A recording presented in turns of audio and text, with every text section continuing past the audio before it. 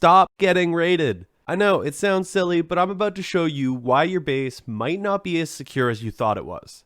And, at the same time, show you how you can uncover the secrets hidden inside the base of your neighbors. Have you ever come back to your base to find that someone blew up exactly where your TC was and you're left wondering how? Sure, it could have been some sort of cheat, we all know Rust has his fair share of them, but there are actually several ways without using any sort of cheat. These methods will allow you to quickly find out how to raid just about any base, and especially with smaller bases, this can let you hit the TC in as little as a single wall. Of course, knowing about these tips, you'll be better equipped to protect your own base. But before we jump into how you can make sure you can log out a little safer, a word from today's sponsors. Me! Yeah, that's right. In order to help bring you amazing new content and hopefully start streaming again soon, I opened up the Church of the Skull God. Joining today as either an initiate, follower, or disciple for less than $1 a month, you can get access to perks, emotes, and much more while helping me keep the church going. To find out more, make sure to click that join button underneath the video or in the link in the description. Now that you've hopefully been converted to the path of righteousness and are keeping a skull in your TC, let's go over how we can make sure you keep it there. And, of course, if I miss anything, make sure to let us know down below in the comments. First, I'm going to be starting off with some more obvious tips, and then moving on to some advanced things that you might not have thought about. First, every base, no matter its shape or size, should always have an airlock. An airlock is typically a triangle pathway with 2 doors, which is used as a go-between room to add separation from any would-be door camper and your loot. A good airlock will have doors that block each other. This is so that there's no way that you can have both open at the same time, and make sure a raider can't jump in, getting past any door in the first place. Of course, you should always make sure to upgrade your doors as soon as possible, and make sure not to log off without doing so. The problem is that a wooden door doesn't require much to get through. In fact, it doesn't even require explosives to raid. With many basic tools able to take down a wooden door, a player would only need 9 salvage swords to destroy your door and get inside. And if you bring a repair bench with you and find a wooden door in a quiet area, this is very easy to get away with. If you're going to log off with wooden doors, I wouldn't expect to log in with a base. Of course, just like an airlock, adding honeycomb around your base using triangles is a great way to increase the raid cost and make people rethink the choice. A good tip when expanding your base is to always consider the raid cost from multiple angles. If you add a ton of doors but never add a second layer on the roof or walls around your TC room, you haven't actually increased the raid cost of your base. When you're building your base, it's important to pay attention to the orientation of your walls. Having a wall face with a soft side outside will mean that a raider can actually go through your wall just using tools alone. To identify the soft side when you're placing a wall, simply look for the intersecting X on the twig walls. Note that once you upgrade your wall, you'll only have 10 minutes to upgrade a piece if it happens to be in the wrong direction. As well, you'll only have 10 minutes to destroy the piece. However, upgrading the wall again will refresh the rotate timer, but not the destroy timer. Another big building mistake a lot of players make is building a base with an overhang. While it can be very tempting to expand outward, it will mean that a player can soft side from underneath your floor and boost in or ladder into your base.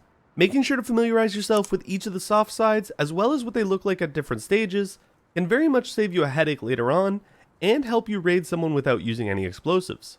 Now that we've got some of the basics covered, I'm going to go over some things that you might not have thought of yet. First, we're going to need the tools of the trade.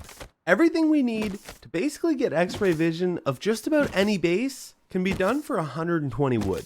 That's right, for less than the cost of a single tree, we can craft 2 of the biggest tools in any smart raider's arsenal. This allows you to spawn in and scout out bases across the map without risking losing any gear. These tools are the simple building plan and hammer. Combining these 2 tools, we can quite literally find out the layout of most bases in Rust. For demonstration purposes, we're going to be looking at the standard 2x2 base. Of course, the knowledge here can be translated into many different shaped bases, and it's not going to matter what the base is made of, we can still find out its secrets. First, by building up onto the roof or getting a boost, we're going to pull out the trusty hammer. Examining any tile, we're going to see that it has stability. If we see that the entire 2x2 area has a stability of 86 to 87, we know that the entire build is filled in. This means that there are no hallways, and that there is at least a door frame in every single socket below us. However, if there's an area that has a 2x1 area that does not have a wall or doorway, it's going to show a stability of 82%. This usually indicates a pathway between storage rooms, but it can also be a back room to a base. And finally, if we have a stability in the 74 to 75 range, we know that the entire 2x2 is wide open. That means one wall would open the entire area, or we can just take out the 2 doors. Of course, if you're low on supplies or you're just poor in general, You might only have that first attempt, so we need to make sure we know exactly where to drill in. For that reason, we're going to want to narrow things down just a little bit more. And to do that, we're going to look for any TC rooms or loot rooms inside the base. You see, a lot of players refuse to use salvage shelves, believing them to either be a waste of space or simply not having the blueprint.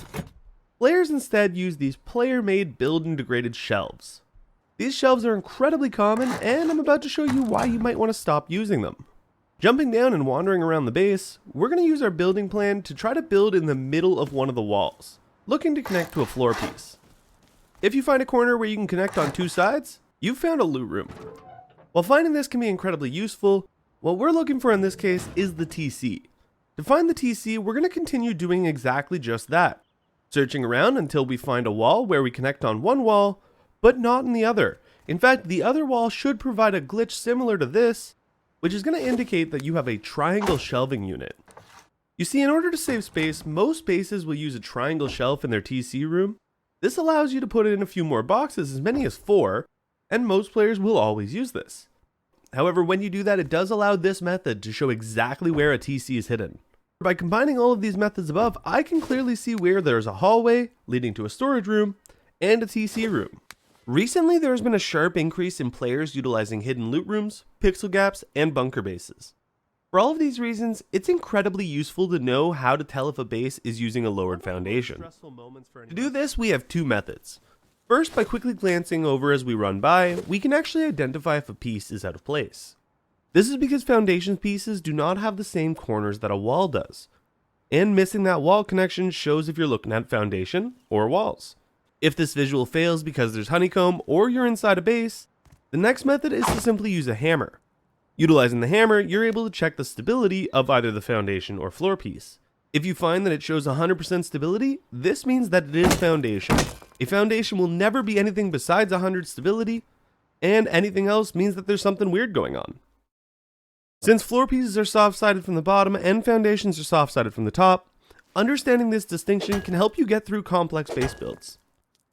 And if you're looking for one of those fancy base builds that are often too much of a pain to bother fully raiding, so that you can make sure you keep your loot next wipe, check out the card in the top right corner for my underground base design. And finally, the single best tip I could give to any player to not get raided is stop giving people a reason to. Don't roof camp, don't piss off your neighbors, don't interact with that door camper, don't yell at Bandit before running home that you just won 21k scrap on red, because at the end of the day, if you don't give people a reason to raid you and you stay relatively low key, you're more likely to keep your base. Of course, if you learned anything in this video, make sure to smash that like button and subscribe for future content. I love you guys, praise be the Skull God.